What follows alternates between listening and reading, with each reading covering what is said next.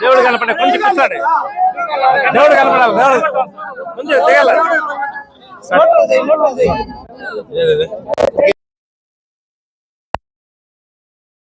హరే కృష్ణ హరే కృష్ణ హరే కృష్ణ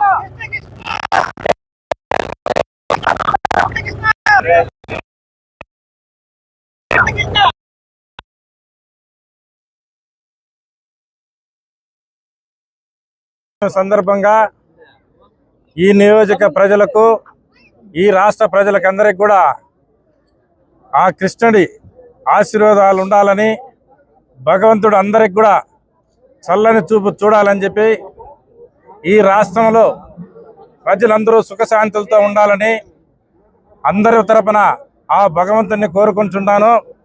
అదేవిధంగా మీకందరికీ తెలుసు, ఎంతో ఈ రాష్ట్రం ఎన్నో ఇబ్బందులతో, ఎన్నో కష్ట నష్టాలతో, ఎన్నో దౌర్జన్యాలతో గత 5 సంవత్సరాలుగా ఈ రాష్ట్రాన్ని పరిపాలించిన జగన్మోహన్ రెడ్డి పరిపాలన మీకు అందరికీ తెలుసు.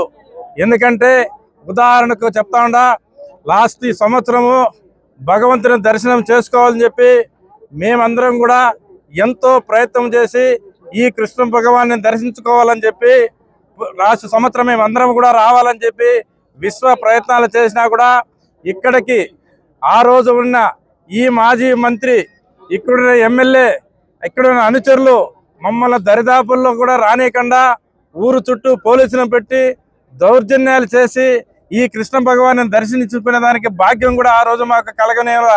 ఏ కార్యకర్తలు, తెలుగుదేశం కార్యకర్తలు అంటే వాళ్ళందరినీ కూడా ఊర్లో బయటనే అరెస్ట్ చేసి తరిమి కుట్టి దౌర్జన్యాలు చేసినారు.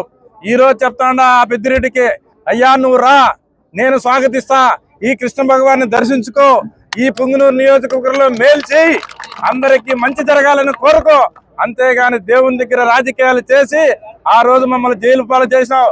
ఇటువంటి కార్యక్రమాలు చేయొద్దండి. చేసినా ఇంకా మీకు జరగవు. నేను ఎక్కడున్నా భగవంతుడు అనేవాడు అందరికీ ఒక్కడే. నీకు న్యాయం జరగాల, ప్రజలకు న్యాయం జరగాల, అందరికి న్యాయం చేయాలని కోరుకోవాలి. కానీ రాజకీయాలు గుళ్ళు దగ్గర చేయొద్దు. నీ కార్యకర్తలకు చెప్పు, ఇది నేను హెచ్చరికగా చేస్తా ఉన్నా.